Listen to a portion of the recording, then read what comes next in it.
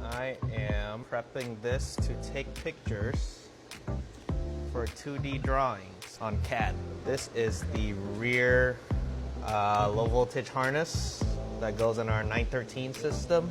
So this control connects to the computer and it controls most of the stuff. You got the HVJB, it has all the controls for the front.